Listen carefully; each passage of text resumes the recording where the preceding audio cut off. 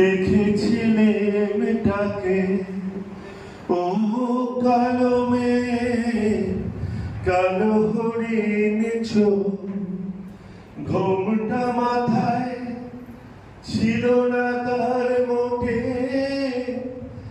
মুক্ত বেনি পিঠের পরে লোটে।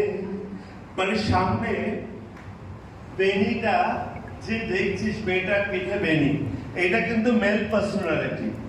ছেলেদের বলছে, মেয়েদের বলছি মেল পার্সোনালিটিতে করতে হবে, এখনো ফিমেল আসেনি।